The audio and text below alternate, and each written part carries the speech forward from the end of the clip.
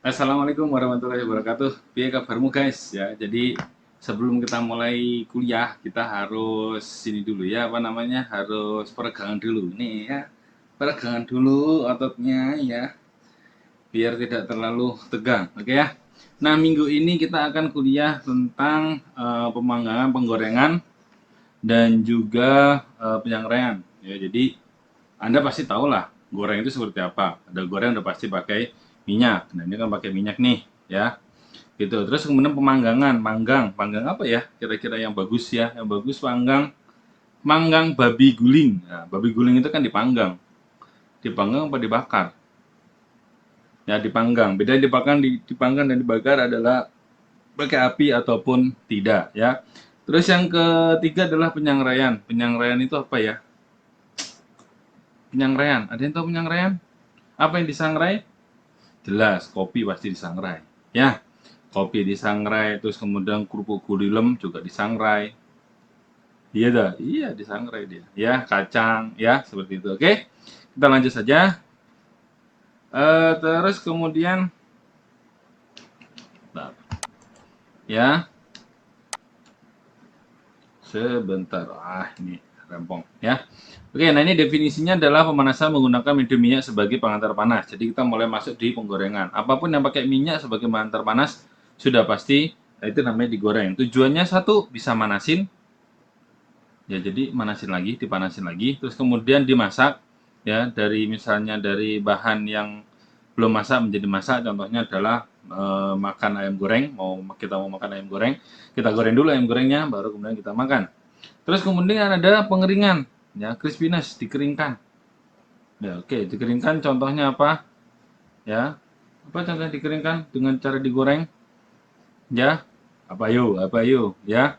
Kalau kamu punya tempe, tempe goreng tapi yang tipis, nah itu kan dikeringkan, baru dibuat dikeringkan ya, sehingga nanti dia kering, terus kemudian dia crispy. Ya, yang tipis, jangan yang tebal. Yang tebal mah namanya mendoan. Ya, terus kemudian metodenya ada dua, ada shallow frying yang ada di rumahmu semuanya. Yang biasa kamu pakai di rumah itu adalah shallow frying. Ya, karena apa? Minyaknya sedikit biasanya, wajahnya seperti itu. Yang kedua adalah deep fat frying. Deep fat frying itu adalah dia banyak deep, ya fat frying ya.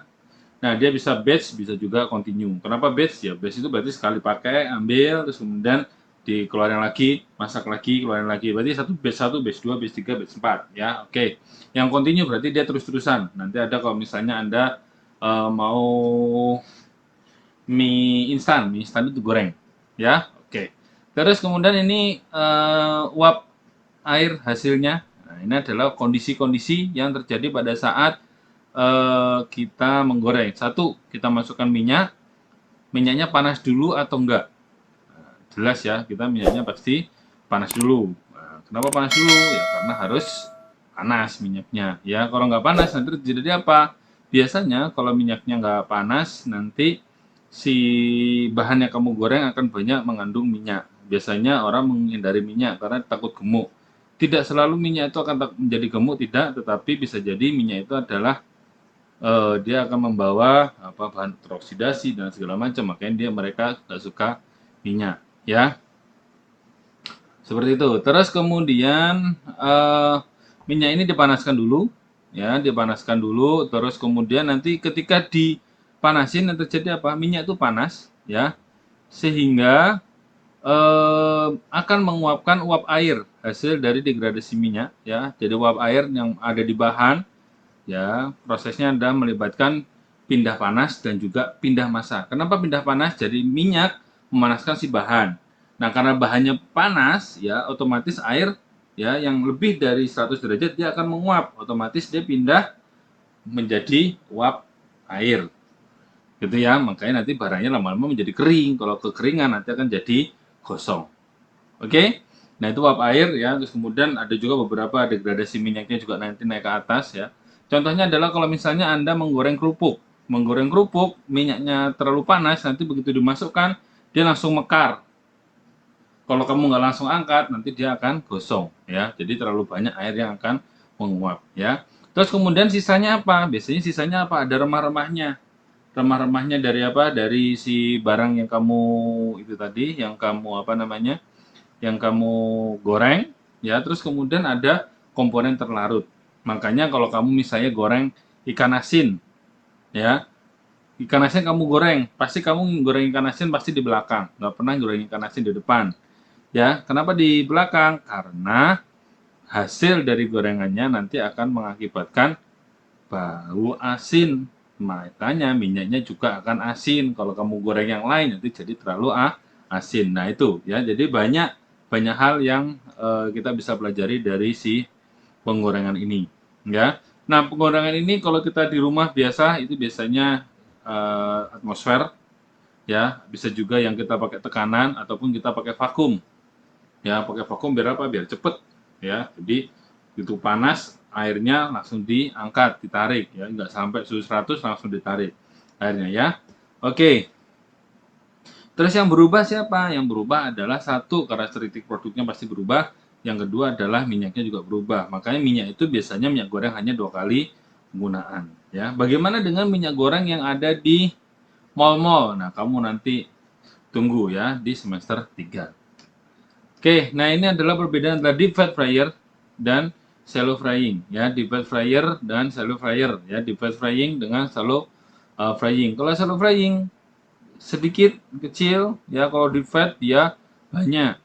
Makanya yang di tengah ini adalah produk, ini juga produk, nanti akan terbentuk kerak ya. Oke, sama-sama minyak goreng, mediumnya sebagai mediumnya adalah si minyak goreng, medium penggorengannya. Terus kemudian bedanya apa? Ininya sedikit, ya apa namanya? Minyaknya sedikit, ini minyaknya besar dan semuanya masuk ke dalam. Biasanya kalau shallow fryer, ya shallow frying biasanya dia tidak ya masih ada bahannya di atas ya, jadi di atas ini masih ada. Tapi kalau di fat semuanya pasti masuk ke dalam sini. Nah, gimana karakteristiknya? Ya, karakteristiknya biasanya yang ini nanti akan terbentuk keras ya, sama juga semua terbentuk keras, tetapi yang di fat ini biasanya lebih karena semuanya apa namanya? Semuanya tercelup, biasanya kerasnya juga nanti akan lebih banyak ya.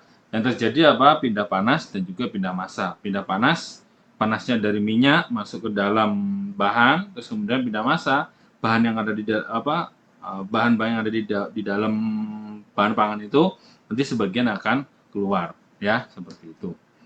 Terus kemudian produk yang dihasilkan akan seperti apa? Satu, terbentuk keras ya. Jadi keras keras keras kalau kamu misalnya makan eh, ayam goreng kan ada kerasnya bagian luar. Oke, terus kemudian perubahan cita rasa. Ya, kalau kamu pernah nggak makan makan ayam tapi belum digoreng, nggak mungkin ya. Ketika digoreng nanti akan ada cita rasa, ada aroma, ada tekstur, ada warna. Terus kemudian kalau kita bayangkan kita punya paha ayam ya, nanti kita goreng, terus kemudian nanti kita masukkan, yang terjadi apa? Airnya akan keluar. Tapi ingat, tidak semua orang suka airnya keluar. Artinya apa? Coba Anda kalau ke waralaba-waralaba gitu ya, Anda pasti akan membelinya paha atas atau paha bawah gitu ya. Tetapi kalau dikasih misalnya, Bu, saya kasih dada, nggak mau mas. Karena apa? Di dada itu si apa namanya si airnya sedikit kadang-kadang ya. Ada beberapa waralaba yang memang dia dengan metodenya dia pakai deep fryer, terus kemudian dia masih juicy. Yang kita butuhkan sebenarnya juicy. Ada beberapa waralaba yang nggak juicy. Nah itu tergantung potongan. Nah, kalau tergantung potongan berarti nanti tergantung apa namanya harga belinya berapa ya. Terus kemudian yang terjadi adalah penyerapan minyak ya. Ketika kamu masuk ya, kamu buka pasti ada sedikit minyaknya yang masuk ke dalam si bahan pangan, jelas ya. Terus kemudian vitamin rusak di suhu tinggi, itu udah pasti ya, nanti ditelasi juga di kimia pangan ya. Terus kemudian terjadi gelatinisasi pati. Nah ini loh yang kemarin mungkin banyak yang kurang paham juga ya. Gelatinisasi pati itu terjadi gimana? Ya patinya nanti nggak bisa balik lagi, pecah, si granulanya pecah, terus kemudian nggak bisa balik lagi, sehingga ada pun juga udah keluar. Terus kemudian apa yang terjadi dengan protein? Sudah jelas, kalau kita kasih panas, dia nanti yang berubah apa aja? Struktur sekunder, tersier, dan kuartener. Nilainya 5. Ya, seperti itu ya. Jadi ada denaturasi protein atau koagulasi protein ya, seperti itu. Terus kemudian nah ini physical reaction-nya ya. Jadi kita kalau manasi minyak, kamu nanti perhatiin di rumah ya. Manasi minyak ya. Terus nanti dipanasin pakai kompor, lama kelamaan dia akan naik ya. Biasanya rata-rata minyak goreng kita itu suhunya ketika mulai berubah, ya. Kalau kamu biasanya kamu masukin ini masukin panas gini kan, oh udah panas baru masukin ya. Ya enggak, ya. Nah, ini juga sama ketika kalau kalau kita tidak pakai tangan juga bisa kita lihat kalau dia sudah banyak asap itu adalah smoke point. Ya, kalau udah mulai smoke point-nya kebanyakan ada kilat-kilatnya itu adalah flash point. Ya, jadi kita nggak sampai segitu, biasanya kita di suhu 180 belum sampai berasap, udah panas, terus kemudian kita masukin bahannya. Masukin bahan nggak boleh bro gitu, Rek, nanti bludak lagi kayak kemarin, bludak lagi gitu ya.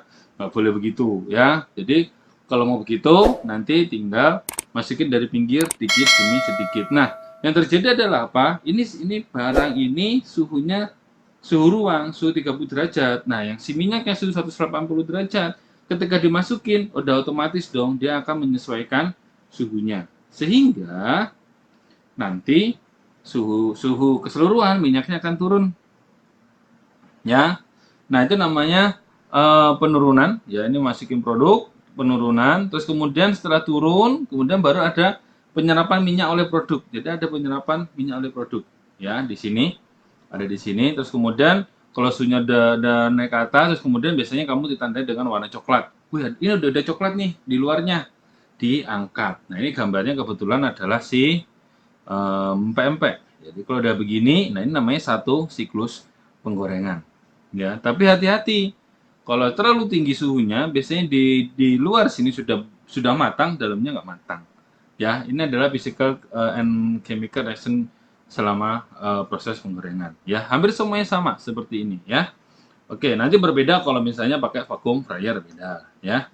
Nah, ini perubahan pada minyak ada aerasi, ada oksidasi, hiperperoksida, alkohol, segala macam. Ini ada radikal bebas segala macam ya. Nah, ini adalah contoh ininya apa namanya perubahan-perubahannya. Aerasi, oksidasi, nanti oksidasi ada komponen dimer segala macam ya. Oke, kita lewat saja untuk yang ini. Nah, perubahan pada minyaknya seperti apa?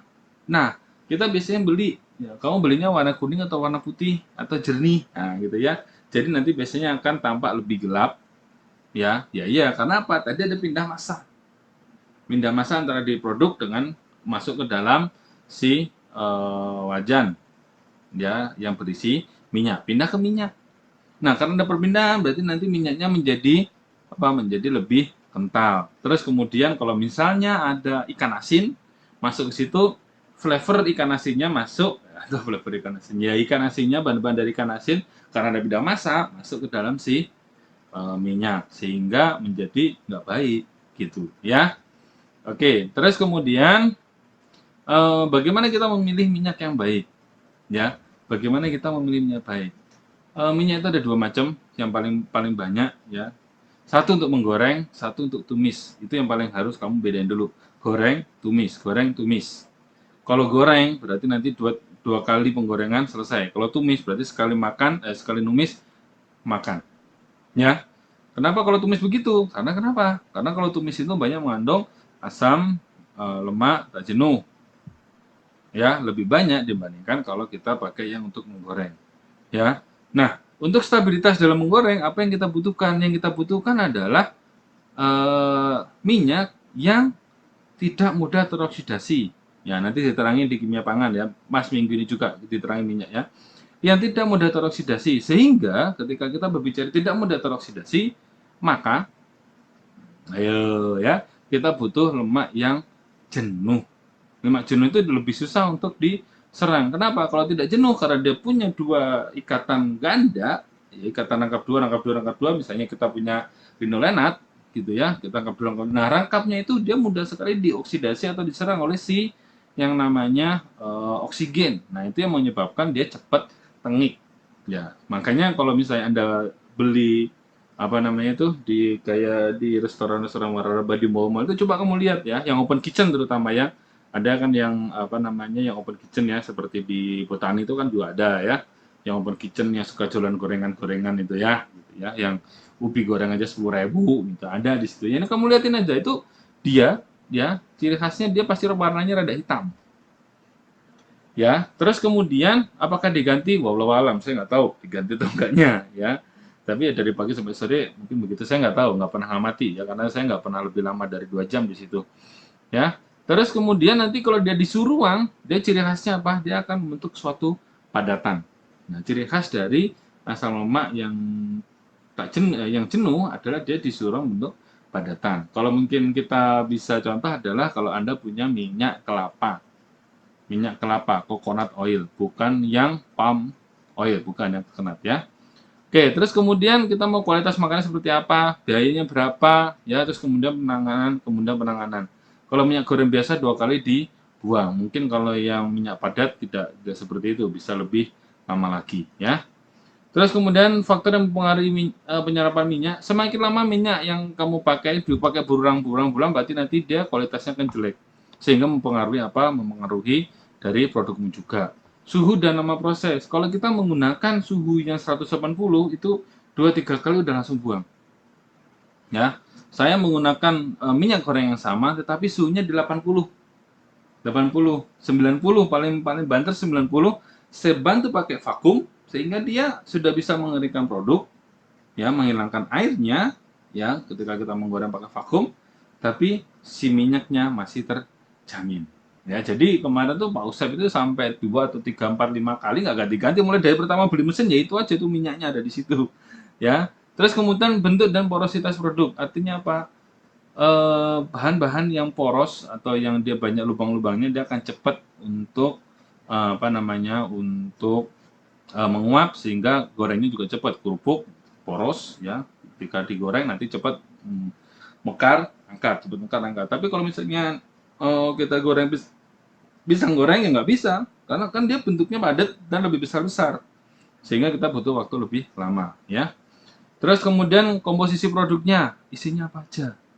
Ya, terus kemudian perlakuan bahannya, apakah di freeze dulu atau ini nanti juga akan mempengaruhi penyerapan dari si minyaknya, ya. Nah, ini ada beberapa contoh. Ini ada typical batch fryer. Nah, ini adalah deep fat fryer. Ini deep fat fryer. Ini deep fat fryer dan juga deep fat fryer. Ya, ini yang biasa kamu lihat di waralaba yang tulisannya M, ya. Low capacity, static, using catering service. Artinya apa? Nggak butuh terlalu besar. Nah, ini high capacity for large amount of product. Ini misalnya nanti Anda kalau field trip ke pabrik mie, nah ini kita akan lihat yang high capacity fryer, ya. Oke, nah ini contohnya. Nah, ini belt system rotating pedal. Nah, ini kenapa dipakai? Nah, ini macam-macam, ya. Yang bagian flow produk ini, dia nanti akan muter. Kenapa harus begini? Karena produk harus terendam. Ya, produk harus terendam semuanya. Ini nanti belt nanti masuk ke sini. Set. Seperti itu. Ya. Terus kemudian yang dibawa adalah untuk produk flow. Ini biasanya untuk produknya ngambang. Ya, kayak mie itu modelnya seperti ini. Nanti dia muter nanti dituliskan ke sini. Tergantung dari apa? Tergantung dari itu tadi. Produknya seperti apa. Ya, kalau misalnya goreng nugget nggak bisa kayak gini. Pakai bawah nggak bisa, harus pakai yang seperti ini. Artinya apa? Ditahan di atas. Ya, jangan sampai dia nanti jalan-jalan kemana. Karena nugget kecil-kecil. Ya, kalau mie kan gede-gede. Ya, seperti itu. Ini contoh-contohnya, ya ada yang lurus segini aja, ada yang ditahan, ada yang ini seperti ini, ya. Oke. Nah, yang di atas ini untuk produk yang mudah pecah, ya, seperti itu, ya. Terus kemudian yang diadon dengan produk dilapis adonan rumah roti. Nah, ini nugget, ya. Ini mungkin bukan nugget ini ya, tapi ini adalah si karage. Ini di atas di sini ya. Nah, produknya tenggelam, tapi misalnya ada breadcrumb-nya, nanti ke atas dia rada ngapung. Makanya ada seperti ininya. Ya. Terus kemudian untuk produk yang mengapung, ya ini contohnya untuk kerupuk makan ringan ada seperti ini. Terus kemudian kombinasi untuk yang produk kacang-kacangan. Kenapa? Ya karena mungkin kacang ada ke bawah dan harus digeser ke sana karena kacang kecil-kecil, ya. Oke, ini contoh-contohnya. Jadi yang ada ininya, yang ada penekan di atasnya biasanya untuk ada breadcrumb-nya, terus kemudian dia ngapung, terus kemudian dia rada kecil-kecil, rada susah jalan, kan seperti itu ya, karena nanti kan didorong dengan temennya gitu ya. Oke, seperti itu. Terus kemudian ini ada vakum, ya pakai vakum, ya jadi pakai tekanan vakum harus supaya apa? Agar supaya cepat naiknya, terus kemudian apa vitaminnya nggak begitu rusak, terus kemudian aromanya juga nggak begitu rusak, terus kemudian bisa digunakan aplikasi untuk yang high sugar, ya seperti itu. Nah, ini contoh-contohnya, ini tripiknya. Nah, ini semakin lama semakin lebih hitam. Tapi bisa jadi ini adalah untuk yang olive oil. Ya, ini yang bisa kamu pakai di rumah seperti ini. seperti ini ya. Oke, itu tadi adalah untuk penggorengan. Oke. Terus kemudian kita lanjutkan ke pemanggangan, ya tujuannya adalah merubah nilai sensori produk, meningkatkan cita rasa, mengawetkan makanan, ya. Nah, contoh pemanggangan apa?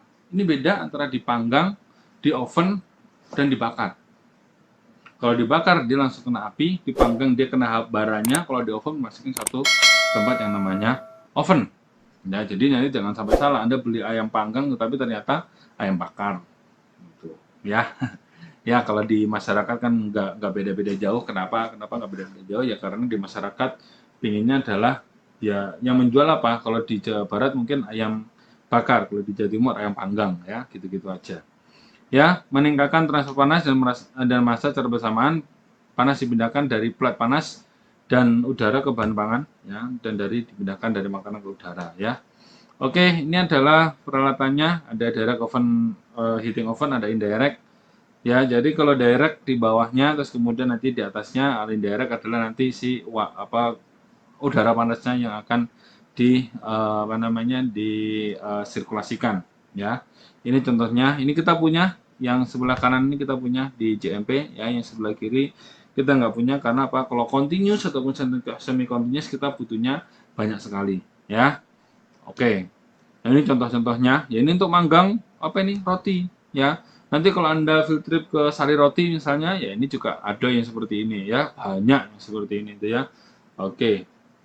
Terus kemudian ini juga sama, ya.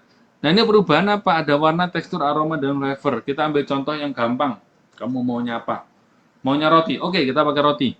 Ya, warna. Roti awalnya warnanya putih. Atau susah lah kalau roti, kamu belum bikin roti soalnya, ya. Kita pakai yang namanya sate ayam atau sate kambing. Oke, sate ayam atau sate kambing, gitu ya. Jadi warnanya warna apa? Putih, ya, masih basah, masih mentah putih. Kemudian kita bakar, kemudian dia akan berubah warna, warnanya jadi menirah ada coklat-coklat. Belum dikasih ini ya, belum dikasih apa namanya, belum dikasih yang namanya kecap belum, tapi dia akan berubah warnanya, ya. Oke, dari putih rada merah menjadi putih-putih, ya, seperti itu. Beberapa di bagian luar akan berwarna coklat. Nah, terus kemudian teksturnya, jadi yang tadinya kenyal, ya, kenyal itu berarti apa kalau di sate ayam? Kenyal itu berarti adalah si protein yang belum terdinaturasi. Ya, oke. Ya, kalau misalnya sudah apa namanya? Sudah masak, dia ada teksturnya, ya, teksturnya mudah digigit dan dia lepas-lepas karena apa? Dia sudah terdinaturasi, teksturnya berubah. Aromanya yang tadinya amis menjadi aroma bakaran, flavornya juga sedikit berubah. Nah, beberapa zat gizi rusak, terutama vitamin yang tidak tahan panas, vitamin C, tiamin atau vitamin B1, yaitu juga tidak tahan panas, ya.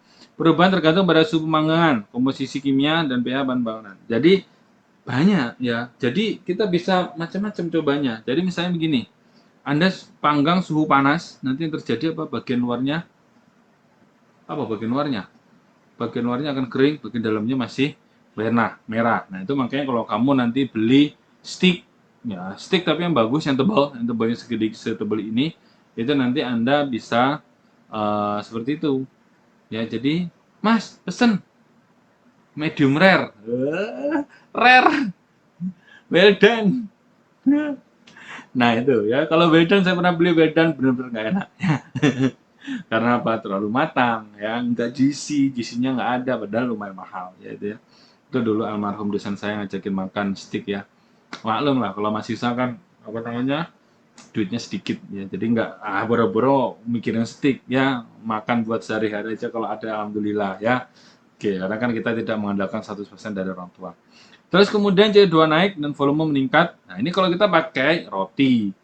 Ya, roti ketika dipanggang nanti ada kamirnya menghasilkan CO2, terus kemudian dia akan mengembang. Ya, volume mengembang, meningkat. Ya. Nah, kalau ikatan antara proteinnya di situ, gliadin dan gluteninnya yang membentuk apa? Gluten. Nah, itu nggak kuat nanti ambles. Ya, gitu ya. Oke, terus kemudian denaturasi protein, jelas protein pati mengembang dan terjelatinisasi, ya. Terus kemudian aktivitas enzim dan kamir terhenti. Jadi kalau Anda pakai apa itu ragi roti, ya, kita pakai ragi roti, nanti ketika sudah dipanggang ya dia akan mati, ya.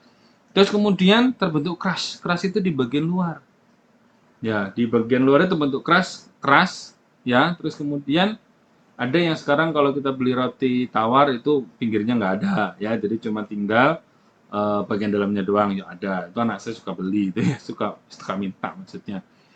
Ya, tapi bagian keras luar itu juga kita ada ilmunya. Di situ ada mild reaction, ada karamelisasi, ada mild reaction dan segala macam. Ada ilmunya lagi, ya. Oke.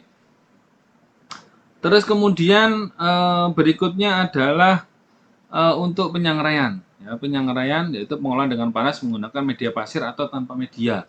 Ya, jadi nanti di praktikum akan saya terangkan, saya punya alat mesin roasternya untuk kopi, nanti saya terangkan untuk mesin roaster kopinya. Ya, jadi ini kita bisa menggunakan media pasir disangrai. Contohnya apa? Ya, media pasir kita tahu namanya kerupuk melarat. Ya, itu loh yang suka dijual di Subang ada, terus kemudian di mana tuh di Sidoarjo, di Surabaya suka ada ya.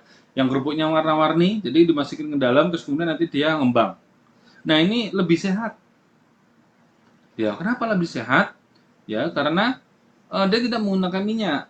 Dia langsung kena panas ngembang, kena panas ngembang. Tapi masalahnya adalah pasirnya harus steril. Jangan sampai pasirnya dipakai buat pup oleh kucing gitu ya. Nggak bagus ya.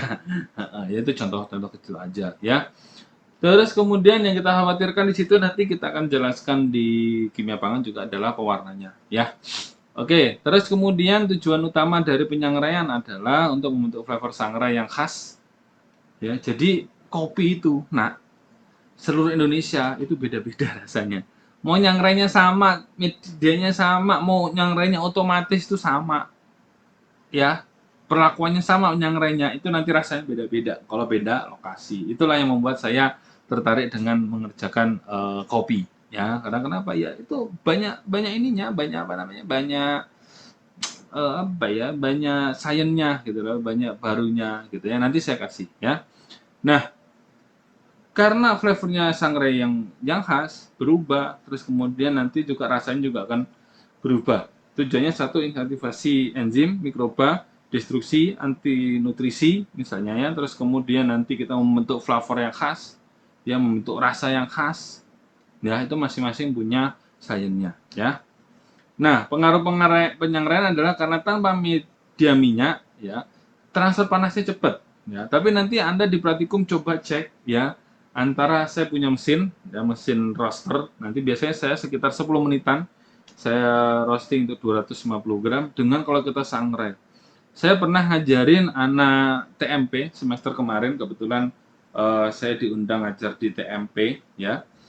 Eh Mereka nyangre pakai pakai wajan biasa. Yang terjadi apa? Setengah jam nggak beres-beres. Saya jadi ingat bahwa ketika kita menyangrai apa namanya, menyangrai kopi itu kalau di rumah saya dulu seharian dari pagi sampai sore, sampai baunya khas banget ya, sampai dia hitam banget, ya hitam sekali, ya. Jadi seperti itu. Jadi menyangrai itu ya ada sainsnya sendiri, ya. Terus kemudian yang terjadi apa? Ya pindah panas. Jadi penggorengan, pemanggangan, penyangraian itu yang paling penting adalah pindah panas. Ya. Nah, karena pindah panasnya cepat antara dari media di luarnya, pasir ataupun media besinya ke sini cepat ke si apa namanya si butiran kopinya, ya yang menjadi apa? Bagian luarnya udah keras duluan sehingga bagian dalamnya apa namanya? Bagian dalamnya akan terhambat untuk keluar si airnya atau bahan-bahan di dalamnya tidak ada yang keluar sehingga akan sedikit lebih menyebabkan dia akan ngembang tapi sedikit. Nah, makanya kalau kita sangrai kopi nanti kita ada yang namanya istilahnya adalah first crack, ada second crack. Nanti saya terangin ya. Seru banget. Saya yang udah ya maksudnya udah selevel saya gini ya, yang ilmunya masih cetek aja seneng banget utak-atik gitu ya. Jadi ini kalau first crack-nya di 5 menit, nanti jadinya seperti ini. Kalau first crack-nya lebih lama lagi jadinya seperti itu. Itu beda, itu pada dari satu tempat, ya sama satu batch kopinya. Ya, gitu. Jadi itu nanti seru banget gitu ya. Ya sayang Anda nggak bisa bener-bener ini ya. Nah, eh, terus kemudian apakah dengan menyangrai itu kita punya keunggulan yang lain? Ada. Ya, jadi kalau kita punya kopi, saya contohkan di sini kopi, kita punya kopi, terus kemudian kita sangrai dan kopi itu masih ada kulit arinya. Nanti ketika disangrai, kulit airnya hilang, asli hilang itu. Terlepas hilang nanti masuk ke dalam pembuangan. Ya, karena dia kulit ari kan kecil ya, apa namanya ringan, jadi nanti terbang masuk ke pembuangan, terbang masuk ke pembuangan. Ya, gitu. Ya, terus kemudian disangrai juga, misalnya Anda mau bikin yang namanya sambal pecel, tahu sambal pecel? Pasti tahu lah, nggak mungkin nggak ada yang tahu sambal pecel. Apalagi Anda dari Jawa, ya. Pada saat disangrai, ya, terus nanti akan keluar ya kulitnya, terus kemudian pada saat ditepungin juga itu bisa mengupas kulit. Terus kemudian mendapatkan flavor yang khas. Anda pernah makan nggak kacang tanah belum disangrai dengan yang sudah disangrai? Pasti akan disangrai, ya. Atau mungkin Anda makan kacang tanah tapi kacang garing tapi di oven, sorry bukan di oven, disangrai kalau nggak salah itu. Jadi yang disangrai itu terus kemudian rasanya beda dengan kalau kita beli yang bermerek, itu berbeda ya. Terus kemudian yang paling umum adalah kita tahu yang namanya penyangraian biji kopi. Kita pasti akan dapetin flavor yang khas ya. Terus kemudian mendapatkan produk yang mengembang ya, penyangraian opak, gurilem, kerupuk melarat itu juga itu nanti produknya akan mengembang ya, seperti itu. Nah, ini penyangrai kopi, ya ini mesin sangrai kopinya, maaf ini masih yang lama, ini sangrai kopinya masih, maksudnya ya saya dapetin dari slide yang lama aja. Dan nanti di praktikum akan saya jelaskan ya. Oke. Nah, ini adalah yang pertama, kedua, semakin lama dia dari hijau jadi semakin kuning, kuning, kuning, kuning, kuning. Nah, seperti ini.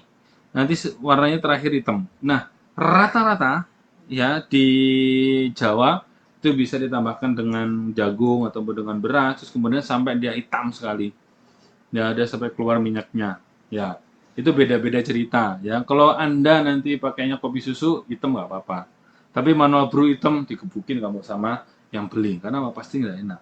Karena kalau kita manual brew, kita pakai V60 misalnya, dia menginginkan ada beberapa banyak flavor yang ada di situ, sehingga mulai dari awal pemanenan, processing sampai nanti terakhir di roasting itu harus bagus ya, sehingga nanti dapat misalnya pink banana gitu ya, rasa apel, rasa jeruk, nah, lemon, nah seperti itu ya, seperti itu ya. Jadi banyak macamnya.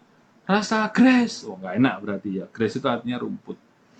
Terus kemudian, nah inilah contohnya namanya penyangraian kerupuk. Nah ini yang saya soroti adalah si pasirnya jangan sampai banyak terikut. Ya biasanya pasirnya banyak terikut ke dalam sini. Ya suka dibersihin dulu saya kalau makan. Karena ini adalah makanan favorit dari keluarga saya. Ya, jadi kalau kita belinya yang warna kuning, warna putih. Beli gulem itu kita pakai warna putih. Tetapi jarang sekali kita beli yang berwarna-berwarna. Kenapa nggak beli yang berwarna? Bisa jadi ada pengaruh dari pewarna gitu ya. Jadi itu adalah komponen-komponen toksik dari suatu bahan makanan misalnya. Kita pakai pewarna wantek misalnya ya, gitu ya. Meskipun sekarang cap kupu-kupu sudah banyak di mana-mana ya. Oke. Jadi intinya ada di situ ya. Jadi kita ada penggorengan, penyangraian, dan pemanggangan. Ya mungkin kalau ada yang mau bertanya, penjelasan saya kurang detail, Anda bisa tanyakan nanti pada saat sesi tanya jawab di kuliah hari hari Selasa dan Rabu, jamnya seperti biasa ya. Jangan lupa tetap berdoa, tetap sehat ya, meskipun rumahnya RSSS, ini kan rumah saya RSSS nih. Jadi rumah sangat sempit, susah selonjor gitu ya. Jadi tetap aja kita harus di rumah ya, keliling gini agar badan kita tetap sehat, tetap gerak ya. Kalau bisa olahraga ya olahraga ya, seperti itu. Oke, silakan Anda bertanya. Ada 3 media. Satu, saya buka Zoom. Anda buka Zoom, nanti invite saya. Ingat, Anda buka Zoom, invite saya. Terus kemudian kita bisa pakai WhatsApp. WhatsApp-nya 0859. Terus kemudian Anda juga bisa pakai diskusi di LMS. Tapi yang jelas Anda harus buka LMS-nya ketika mau masuk kuliah. Karena di situ saya sudah masukkan yang namanya daftar hadir. Daftar hadir ya, itu dibuka pada saat jamnya. Ya, kalau Anda mau download dulu boleh, download materinya dulu boleh, terus kemudian Anda baca dulu sehingga pada saat nanti setelah nonton video ini atau setelah apa namanya Anda baca slide-nya, Anda nanti kita bisa langsung bertanya, tanya jawab aja gitu. Ya, karena ya seperti itu. Kalau Anda misalnya memungkinkan di rumah mau bikin sendiri, monggo, silahkan. Ya, oke, ya. Seperti itu. Oke, ada yang mau ditanyakan? Silakan di jam kuliahnya. Dan ingat satu lagi, hari Sabtu nanti juga ada di 0859. Sorry, yang jam kuliah ada di 0812 ya, yang udah dibuat grup oleh ibu-ibu semuanya itu di pas saat nanti hari Sabtu 0859. Anda boleh free bertanya dari pagi sampai sore, nggak apa-apa, sampai malam nggak apa-apa. Saya juga ngamal mingguan kok, tenang aja. Kita semua di rumah. Ya, kecuali kalau kamu malam mingguan ya. Oke, partisipasi aktif Anda apa namanya keaktifan Anda akan menentukan Anda akan seperti apa. Ingat, ini bukan kita yang pingin, ini adalah ya wabah virus Cina ya, karena Wuhan virus. Kenapa dinamakan Wuhan virus? Karena itu adalah dari Wuhan, atau Cina virus karena itu dari Cina. Flu Hong Kong, flu Singapura itu udah biasa. Ya, seperti itu. Oke, saya akhiri. Assalamualaikum warahmatullahi wabarakatuh.